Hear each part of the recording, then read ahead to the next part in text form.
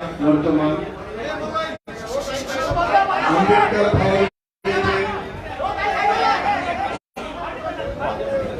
सर्व कार्यकर्त्यांना विनंती आहे आपण बाजूला थांबायचे, माध्यम प्रतिनिधींना जागा द्यायची। या ठिकाणी या ऐतिहासिक पत्रकार परिषदेसाठी शिवसेना पक्षप्रमुख सन्माननीय उद्धवजी ठाकरे, वंचित बहुजन आघाडीचे राष्ट्रीय अध्यक्ष ॲडव्होकेट बाळासाहेब आंबेडकर, वंचित बहुजन आघाडीच्या प्रदेशाध्यक्ष आदरणीय रेखाताई ठाकूर, शिवसेना नेते सुभाषजी देसाई, शिवसेना नेते संजय राऊत, शिवसेनेचे नेते विनायक सावंत, अरविंद सावंत, मुंबईचे अध्यक्ष वंचितचे अबुल हसन आणि युवकचे प्रदेशाध्यक्ष या ठिकाणी मंचावर स्थानापन्न झालेले आहेत। मी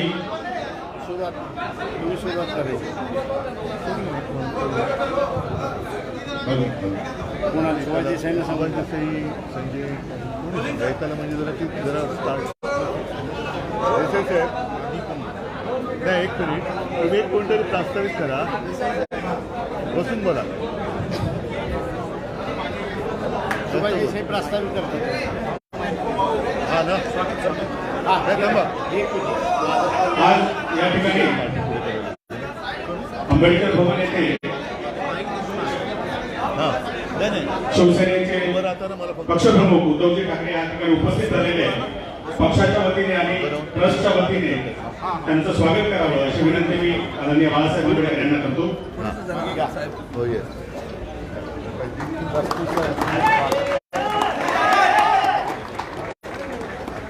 धन्यवाद।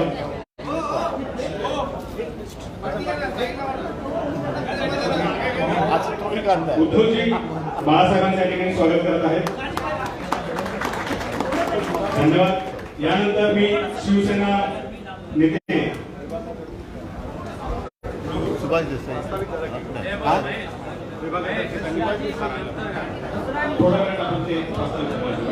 या ठिकाणी शिवसेना नेते सुभाष देसाई यांना मी विनंती करतो की या पत्रकार परिषदेचं प्रास्ताविक त्यांनी करावं। शिवसेना आणि वंचित बहुजन आघाडी चे सर्व नेते आणि पत्रकार बंधू भगिनींनो, आज या ठिकाणी एक ऐतिहासिक घटना घडत आहे आणि त्या ऐतिहासिक क्षणाचे आपण सर्वजण साक्षीदार आहोत। शिवसेना आणि वंचित बहुजन आघाडी यांच्यामध्ये गेले काही दिवस चर्चा सुरू होती। शिवसेनेचे पक्षप्रमुख माननीय उद्धव बाळासाहेब ठाकरे आणि वंचित बहुजन आघाडीचे अध्यक्ष ॲडव्होकेट प्रकाश आंबेडकर यांच्या अलीकडे आणि दोन्ही पक्षांनी, त्याचप्रमाणे या दोन्ही पक्षांच्या प्रमुखांनी असा निर्णय घेतला की सध्या जे देशामध्ये वातावरण आहे आणि देश एका हुकुमशाहीकडे वाटचाल करीत आहे, जनतेनं माजवलं जात आहे आणि एका प्रकारे देश भरकटवण्याचीच प्रक्रिया सुरू आहे की काय अशी रास्त भीती वाटावी अशी परिस्थिती निर्माण होते आहे। आणि म्हणून या दोन्ही पक्षांनी आपल्या देशाच्या भवितव्याचा विचार करून, राष्ट्रप्रथम याचा विचार करून एकत्र यायचं ठरवलंय आणि जे काही पुढे संकट वाढून ठेवलेलं आहे किंवा ज्याचे संभाव्य संकट म्हणता येईल त्याला रोखण्यासाठी ह्या दोन्ही शक्तींनी एकत्र येण्याची नितांत आवश्यकता लक्षात घेऊन हे युतीची घोषणा करण्यासाठी ह्या दोन्ही पक्षांचे हे दोन प्रमुख नेते माननीय उद्धव ठाकरे आणि माननीय प्रकाश आंबेडकर हे आज या व्यासपीठावरून आपणाला आपल्या मार्फत सर्व महाराष्ट्राला आणि देशाला आज 23 जानेवारी आहे, हिंदू हृदय सम्राट शिवसेना प्रमुखांचा जन्मदिवस आणि मला एका गोष्टीचं समाधान आहे, आनंद आहे की ज्या एका स्वप्नाची महाराष्ट्रातील जनता आतुरतेने वाट पाहत होती. यापूर्वी सुद्धा हा प्रयत्न झाला होता, नाही अशाचा भाग नाही. पण प्रकाशजी आणि आम्ही आज पहिला प्रथम एकत्र एका व्यासपीठावरती आणि पुढची वाटचाल एकत्र करण्यासाठी म्हणून या वास्तूमध्ये आलेलो आहोत. आणखी एक गोष्ट आनंदाची म्हणजे साहजिकच आहे, आंबेडकर आणि ठाकरे ह्या नावाला एक इतिहास आहे, एक पार्श्वभूमी आहे. माझे आजोबा आणि प्रकाशजींचे आजोबा हे समकालीन आणि एकमेकाचे स्नेही होते. दोघांनी त्यावेळेला समाजातील वाईट रूढी परंपरा याच्यावरती प्रहार केले, आघात केले.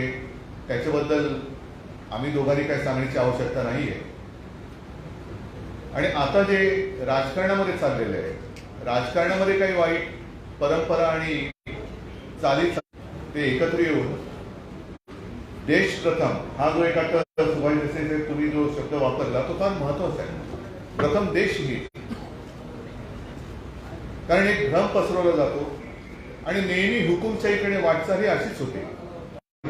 नेमकं त्याच एक वैचारिक प्रदूषणातून देशाला मोकळा श्वास घेण्यासाठी आणि देशातील लोकशाही जिवंत ठेवण्यासाठी घटनेचं महत्व, संविधान हे त्याचं महत्व आणि पावित्र्य आभारित ठेवण्यासाठी म्हणून आम्ही दोघं एकत्र येत आहोत. त्यांना आता काल परवाकडे आपले माननीय पंतप्रधान मुंबईत येऊन गेले. निर्माण करायचं, निवडणुका आल्यानंतर त्यांचा म्हणजे गरिबांचा उदो करायचा, गरिबांनी मतदान केल्यानंतर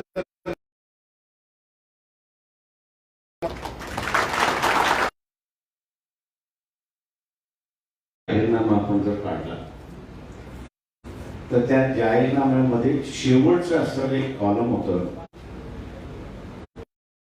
उपेक्षितांचं राजकारण केला किंवा मर्यादित करण्याचा असणारा प्रयत्न केला. पण तो आम्ही जुमानलो नाही, आंदोलन करत राहिलो, लढत राहिलो. आणि अपेक्षा आम्ही असणारा या ठिकाणी बघतोय. जिंकून येणं हे मीकरण होईल ही अपेक्षा मी या ठिकाणी बाळगतोय. ह्या महाराष्ट्राची सत्ता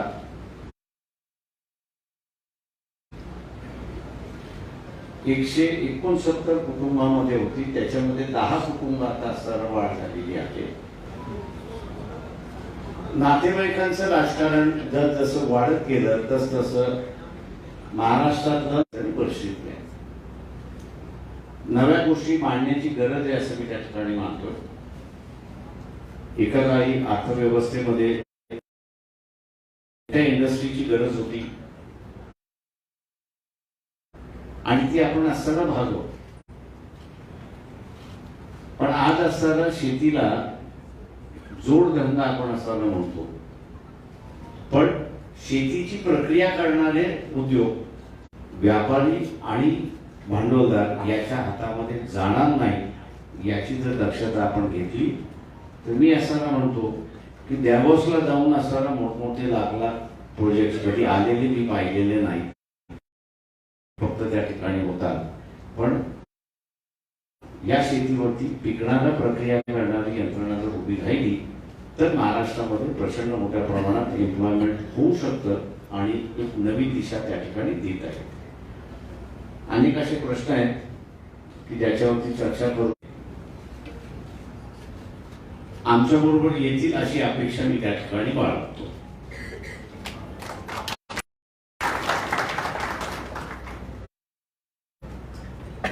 कारण हा लढा मी एका वेगळ्या मार्गाने बघतो. नरसिंहराव ज्यावेळेस पंतप्रधान झाले, तुम्ही त्याच्या पुढे काय केलं तेवढं मला सांगा. त्यांचा असणारा भाग त्या ठिकाणी चाललेला आहे.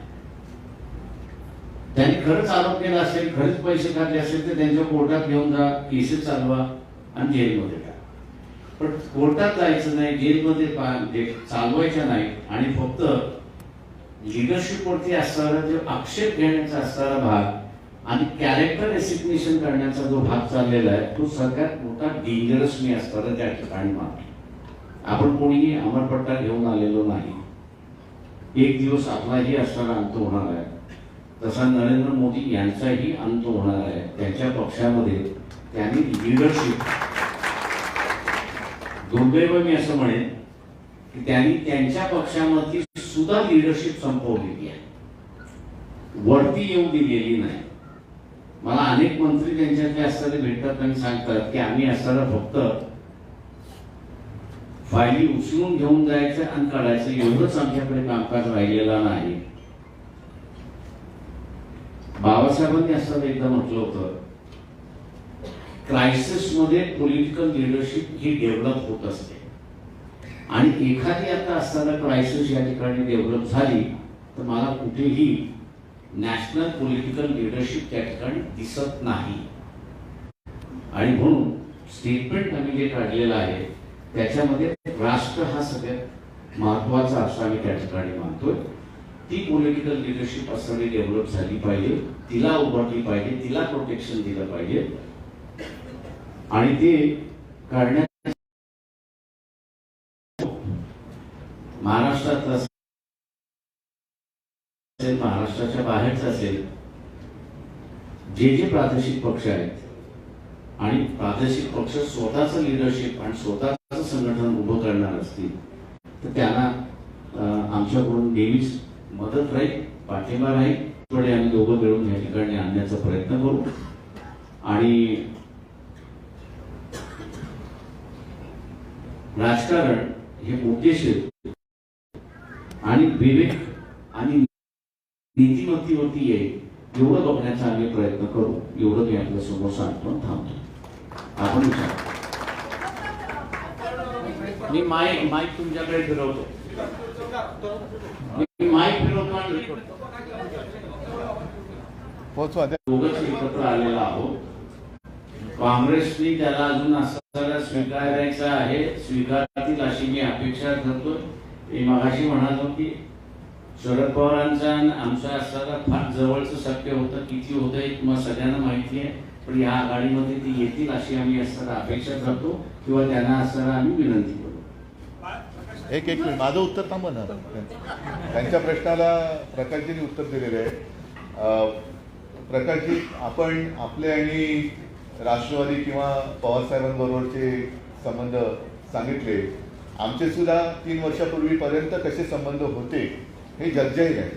परंतु ज्या वेळेला आमच्याही असं लक्षात आलं की फसवणुकीचं राजकारण सुरू होत आहे त्यावेळेला आम्ही निर्णय घेतला.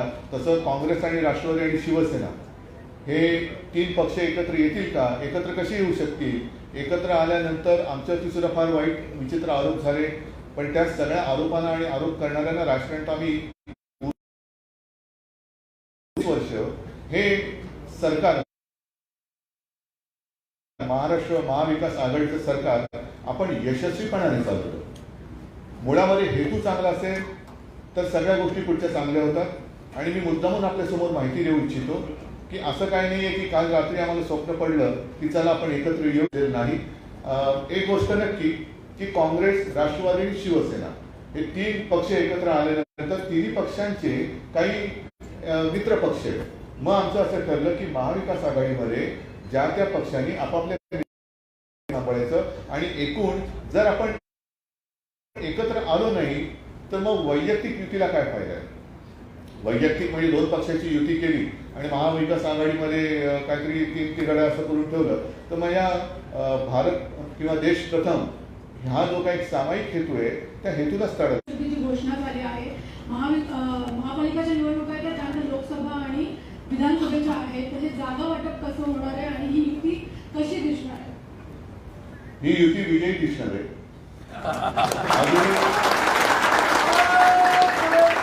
अजूनही निवडणुका जाहीर झालेल्या नाहीत. आम्ही तर सांगतोय पहिल्या दिवसापासून निवडणुका घ्या, हिंमत असेल तर निवडणुका घ्या. हे माझं त्याही वेळेचं आव्हान, जेव्हा आमची युती नव्हती तेव्हापासूनचं आव्हान आज सुद्धा कायम आहे. लवकरात लवकर ह्यांनी निवडणुका घ्याव्याच. मग जागा वाटप काय असेल, कसं काय असेल तो प्रश्न आमचा आहे. तो विचार केल्याशिवाय आम्ही एकत्र आलो नाही. पण आज सुद्धा माझं तुमच्या सगळ्यांच्या माध्यमातून या गद्दारांना म्हणा आणि त्यांच्या गद्दारांच्या राजकीय बापजाऱ्याला आव्हान आहे की हिंमत असेल तर लवकरात लवकर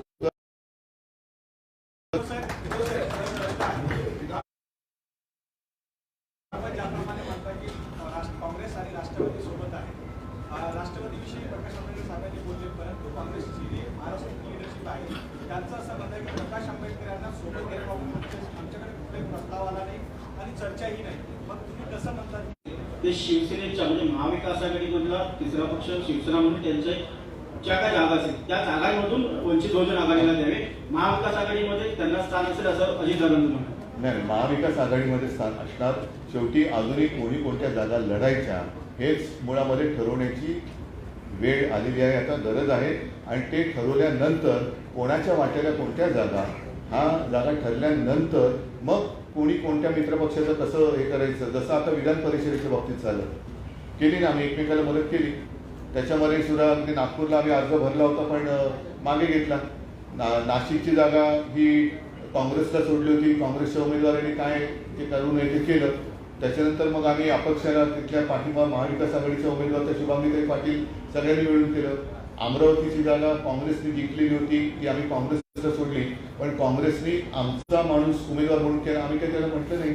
त्याच्यामुळे हे सामंजस्याचं तर मग मला असं वाटतं एकत्र येण्याचं नाटक कोणी करू नये. उद्धव साहेब उद्धव साहेब इथे ठाकरे परिवार ने कभी भी जात पात की राजनीति नहीं की है. आज इस गठबंधन के दौरान आपने कहा है कि आपकी प्राथमिकता राष्ट्र होगी, तो क्या ऐसे में समझा जाए कि यहाँ से पॉलिटिकल लाइन तो बात अलग थी, लेकिन मैंने जो मेरे पिताजी ने कहा है वही बात मैं दोहराता हूँ और उसी राह पर हम चले गए. और इसके आगे जाकर मैंने कहा कि पिताजी ही क्यों, मेरे जो दादाजी थे और हमारे दोनों के दादाजी, उन्होंने उस वक्त जो हमारे धर्म में पूरी कुछ हाँ थोडं हिंदी माझं हा एक आता फायदा होणार आहे मला गलत प्रथाएं थी उसका विरोध किया.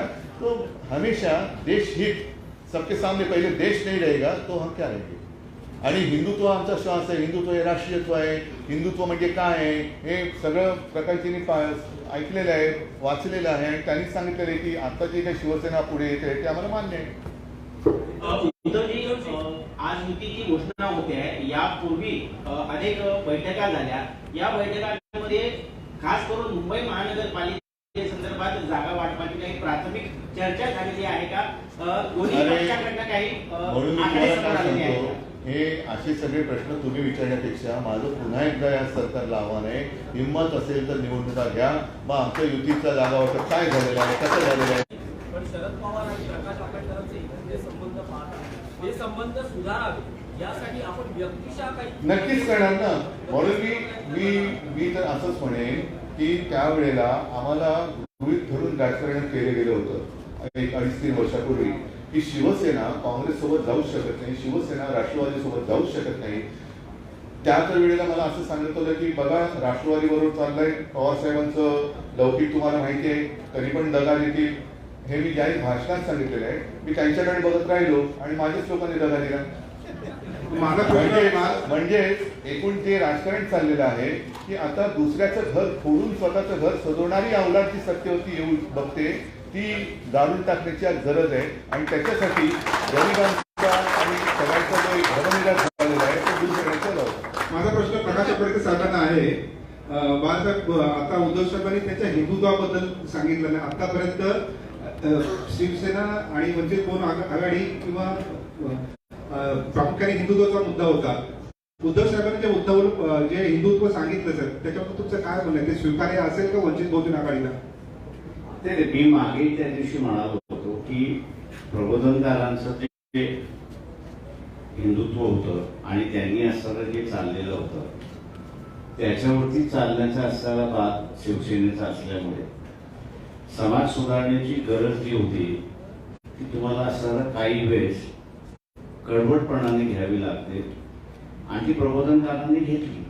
त्याच्यामुळे ती लाईन सुरुवात राहील असं मी अगोदरच आम्ही ठरवलं असल्यामुळे ती लाईन पुढे जाईल आणि हळूहळू आपल्याला दिसण्यात येईल की कशा पद्धतीने जायचं.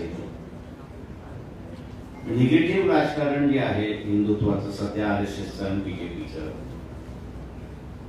द्वेषाचं जे आहे ते आम्ही ख्रिश्चनांच्या विरोधात, आम्ही मुसलमानांच्या विरोधात आणि म्हणून सगळ्यांनी एकत्र या असं जे आहे, याच्यापेक्षा समाज व्यवस्था एकत्र कशी आली पाहिजे, कुठच्या मुद्द्यांवरती आली पाहिजे, ती कशा पद्धतीने येईल याची असणारी मांडणी आम्ही करत जाणार आहोत.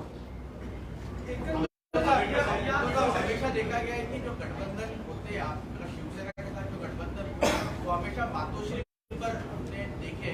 इस बार आप यहाँ पर आए हैं, क्या इसके पीछे? मैं कई दिनों से यहाँ आना चाहता था लेकिन कोई बुला नहीं रहा था मुझे. क्या बात है? एकंदरीत उशीर झालाय का आंबेडकर तुमच्याकडून? आता ते म्हटले की आम्हाला कोणी बोलवलं नाही, उशीर कोणत्याही गोष्टीला होत नसतं. उशीर झाला तरी चालेल, पण सुरुवात होण्याची गरज असते. ती सुरुवातच झाली.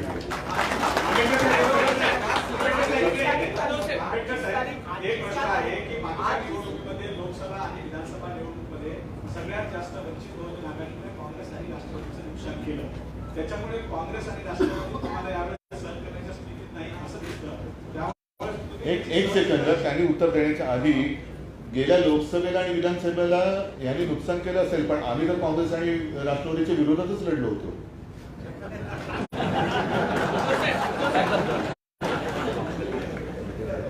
ही भाजपची बी टीम आहे असं वारंवार बोललं गेलं होतं. शिवसेनेचे काही युती होते त्यांनी असे आरोप केले होते. मग आता पुन्हा एकदा शिवसेनेची युती भाजपच्या बी टीम बरोबर झाली असं म्हणायचं का? जे काही भाजप बरोबर आमची युती होते आणि त्यांनी आम्हाला दगाफटका केल्यानंतर मग किती टीम ABCD काय करायचं, म्हणजे आमची एक टीम बरोबरच युती असताना त्यांनी ती युती त्यांच्या स्वार्थापायी मोडली. आणि अत्यंत नेमकेपणाने प्रकाशजींनी सांगितलं की आत्ताचं जे भारतीय जनता पक्षाचं नेतृत्व आहे त्यांनी त्यांच्याच पक्षातल्या नेतृत्वाची एक फळी कापून टाकलेली आहे. म्हणजे नेमकं यांना राजकारणात करायचंय काय, यांना शत्रू विरोधक नको आहे, ठीक आहे मी समजू शकतो राजकारणामध्ये विरोधक असायला पाहिजे, पण त्यांचा पराभव करणं, पण यांना मित्रही नको, म्हणजे मग नेमकं साधायचं काय. आणि म्हणूनच मला असं वाटतं की हे आता आमचं तुम्ही आम्हाला एका धर्म बिर्म याच्यावरती प्रश्न विचारण्यापेक्षा आज देश कसा वाचवायचा, कारण देशाची वाटचाल ही सरळ सरळ हुकुमशाहीकडे चालल्याचं दिसतंय. आता जी काही न्याय व्यवस्था म्हणून शिल्लक राहिलेली आहे त्या न्याय प्रणालीला, न्याय व्यवस्थेला सुद्धा दमदाट्या केल्या जात आहेत. हे कोणत्या लोकशाहीचं द्योतक आहे? म्हणजे तिकडे यांना न्याय संस्था सुद्धा आपल्या बुडाखाली घ्यायची, इतर संस्थांच्या बुडाखाली पाहिजेत. मग असं सगळं असेल तर देशात लोकशाही कुठे राहिली? मग जी काय आज काल असताना साक्षात्कार झालेले आहे रिजिजूना की काय राज्य घटना ही सर्वोच्च आहे, त्या घटनेमध्ये बसतंय का? त्या घटनेत ते बसतंय का? घटनेने प्रत्येकाचे अधिकार हे आखून रेखून दिलेले आहेत. मग तुमच्या अधिकारावरती अतिक्रमण करणं हे कसलं होतं काय? म्हणजेच काय की आम्ही तेवढेच देशाचे तारणहार, आम्ही तेवढेच घटनेचे रक्षक, हा एक सर्वदूर समज करायचा, भ्रम पसरवायचा आणि त्याच्या आडून मला पाहिजे तेच करणार, हे जे काय चाललेलं आहे ना ते मोडून काढण्यासाठी आमची युती आहे.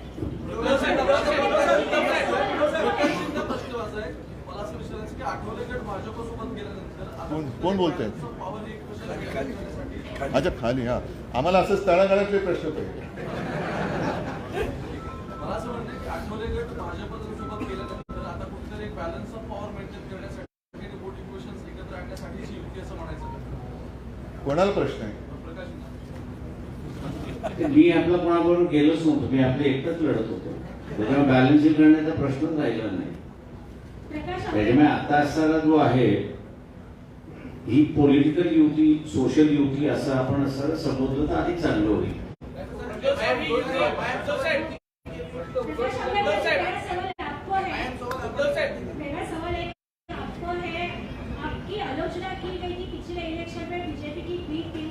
मैंने कहा ना उत्तर दिया. के साथ जा रहे हैं राष्ट्रवादी और एनसीपी और कांग्रेस के साथ आपका कैसा आगे गठबंधन कैसा रहेगा, आपकी राजनीति उनके साथ कैसी रहेगी? देखिए सवाल जो आपने जो पूछा है वो लोकसभा के वक्त जो है कांग्रेस और एनसीपी दोनों का ये सवाल था कि हम लोग कह रहे थे कि हम उनके साथ आने के लिए तैयार है और हम लोग की मांग ये थी 12 लोकसभा की सीटें हैं कि जो एनसीपी और कांग्रेस 5 बार हारी हुई है, जो जीती नहीं है। हम उनसे ये कह रहे थे कि भाई इन 12 सीटों में से आप हमसे शेयर कर लीजिए। कांग्रेस शेयर करने के लिए तैयार नहीं थी। अब वजह क्या है मैं आज नहीं बताना चाह रहा, लेकिन जब उनको पता चला कि एमआईएम के साथ में हम लोगों का जो समझौता था वो उनके लिए दिक्कतें खड़े कर रहा है, तो उन्होंने ये आरोप लगाया, कांग्रेस और एनसीपी ने आरोप लगाया कि हमको जो है वो बीजेपी ने खड़ा किया। सवाल ये है कि उनको जीतना था या हारना था। पिछले लोकसभा के इलेक्शन में हम लोग 65 लाख वोट लिए थे। अगर उसकी जोड़ अगर एनसीपी और कांग्रेस में हो जाती तो शायद मेरे ख्याल से 20-20 सीटें दोनों जीते, ऐसी एक परिस्थिति है। सवाल यह है कि इसमें अगर कोई तथ्य होता तो लोग हमारे पीछे नहीं होते, लेकिन कांग्रेस की जो रणनीति थी, एनसीपी की जो रणनीति उस वक्त थी, अब मेरे ख्याल से उसको पीछे छोड़ना चाहिए। जो बातें हो गई उसको हम लोगों ने भूलना चाहिए, नया रास्ता अपनाना चाहिए। और इसलिए मैं नया रास्ता अपनाने से कह रहा हूं कि जो डिक्टेटरशिप आ रही है, आज मैं लोगों से कह रहा हूं कि आज तक राजनीतिक पार्टी और राजनीतिक नेता ही आरोप कर रहे हैं कि डिक्टेटरशिप आ रही है। अब मैं लोगों को डिसाइड करने को कह रहा हूं कि बीबीसी की जो फिल्म है 2004 की बात है, 2 बार उसके बाद मोदी जी को प्राइम मिनिस्टर लोगों ने बना दिया। मतलब उस इंसिडेंट का लोगों पे कोई असर नहीं हुआ। ये परिस्थिति होने के बावजूद भी आज 2022 में बीबीसी कुछ दिखा रही है तो हम उसको टॉलरेट नहीं कर रहे, हम उसको सहने के लिए तैयार नहीं है। मैं आप लोगों से ये पूछ रहा हूं कि ये जो मानसिकता है कि हम किसी को सहन करने के लिए तैयार नहीं है, क्या ये निर्देश करती है या नहीं करती है कि हम लोग डिक्टेटर की ओर बढ़ रहे हैं और एक नया डिक्टेटर इस देश में पैदा हो रहा है। इसका फैसला आम लोगों ने लेना चाहिए और आम लोगों ने अपनी राय बनाना चाहिए। ये अब हम लोग लोगों से कह रहे हैं। मैं उम्मीद करता हूं कि आम जनता जो है इस पर सोचेगी और अपने विचार रखेगी। उद्धव साहब, आपसे सवाल यह है कि अभी आपने कहा कि राष्ट्र प्रथम, ये आपका एक नारा है या ये एजेंडा है। हमेशा बीजेपी भी कहते आ रही है कि राष्ट्र प्रथम, तो आपका एजेंडा उनके एजेंडा से अलग कैसे है? जैसे हमारा हिंदुत्व उनके हिंदुत्व से अलग है वैसे ही है। जी नवीन कृती आहे ती महाराष्ट्रातल्या तळागाळात पोहोचवण्यासाठी आपण काही महाराष्ट्रातले दौरे करणार आहात का?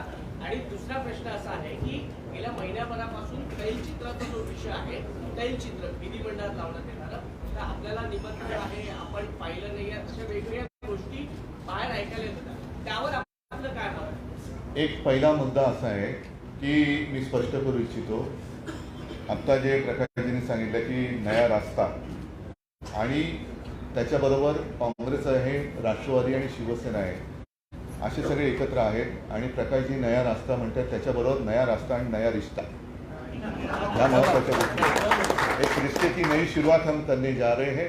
आणि ज्या काही भूतकाळात चुका झाल्या असतील त्या आता गाडून टाकून आपल्याला पुढे जाणं गरजेचं आहे, कारण नाही तर खरंच आज देशासमोर नेतृत्व कोण करणार हा मोठा प्रश्न आहे। आणि ती जी काही पोकळी तयार झालेली आहे ही पोकळी देशासाठी घातक आहे।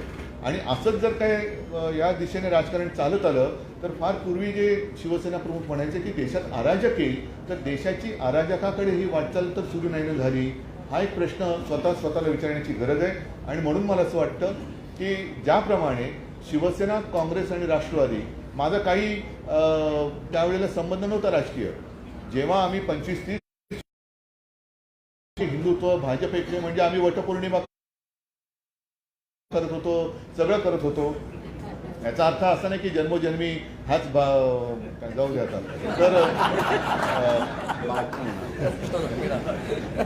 पण त्यांनी मात्र काही करायचं, त्यांनी पीडीपी बरोबर बसायचं, त्यांनी यांच्या बरोबर जायचं, त्यांनी त्यांच्या बरोबर जायचं, भारतीय जनता पक्षाने PDP बरोबर समझोता केला होता. हिंदुत्व सोडलं का त्यांनी? संघमुक्त भारत म्हणणाऱ्या नितीश कुमार बरोबर त्यांनी आता त्यावेळेचा चाललेला लालू आणि त्यांचा संसार मोडून घुसले होते. हे दुसऱ्याचा संसार मोडून त्याच्याबरोबर साठवलट करणं हे हिंदुत्व आहे का? तर ह्या सगळ्या गोष्टी आता खूप झाल्या. ते जे म्हणतील तेच खरं, हा एक जो भ्रम ते निर्माण करतात तो मोडून काढण्यासाठी आम्ही एकत्र आलेलो आहोत.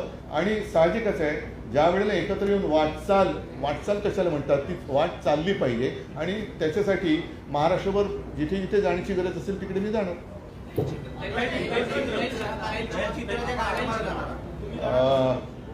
तैलचित्राबद्दल बोलणं कठीण आहे. याचं कारण शेवटी मला असं वाटतं, आज संजय राऊत यांनी सामनाचा अग्रलेख चांगला लिहिलेला आहे. त्याच्यात त्यांनी मंबाजी वगैरे असं ते आता सगळं तुम्हाला माहिती आहे की जी काही घिसाळघाई चाललेली आहे त्याच्यावरती आता थोडंसं मी संध्याकाळी बोललं नाही. आता सगळं बोललं संध्याकाळी तुम्ही येणार नाही.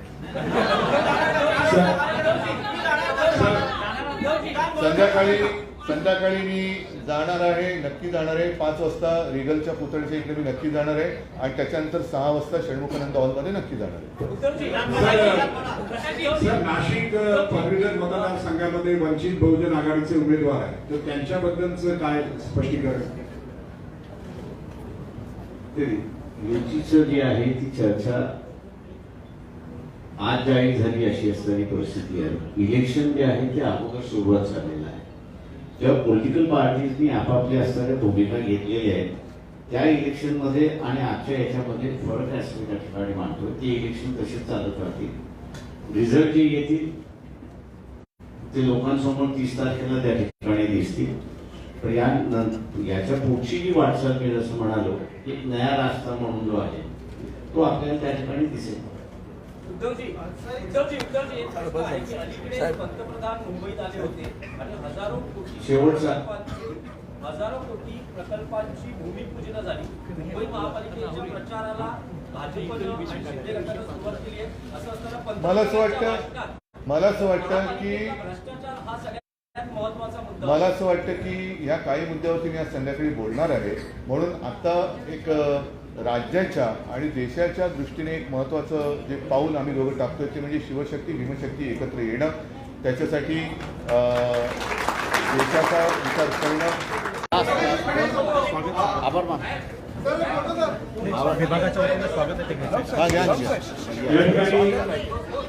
कोणी वर येणार नाहीये विभागाच्या वतीने आणि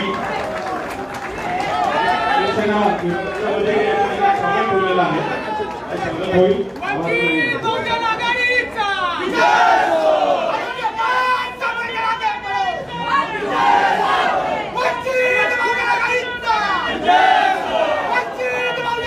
या ठिकाणी सर्व पत्रकार बंधूंनी या पत्रकार परिषदेला उपस्थिती लावली आणि या युतीच्या घोषणेच्या पत्रकार परिषदेला प्रसिद्धी दिली. त्याबद्दल सर्व माध्यम प्रतिनिधींचे मी या ठिकाणी वंचित बहुजन आघाडी आणि शिवसेनेच्या वतीने आभार मानतो. तसेच शिवसेना आणि वंचित बहुजन आघाडीच्या सर्व कार्यकर्ते पदाधिकारी नेते मंडळींचे सुद्धा या ठिकाणी मी आभार व्यक्त करतो. धन्यवाद.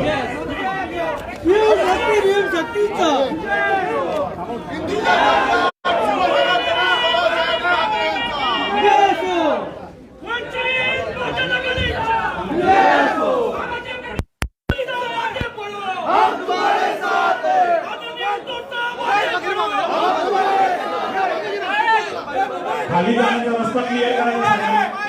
या भागातला रस्ता सर्वांनी क्लिअर करतात. सर्वांनी सहकार्य करा. हा रस्ता सर्वांनी क्लिअर करा.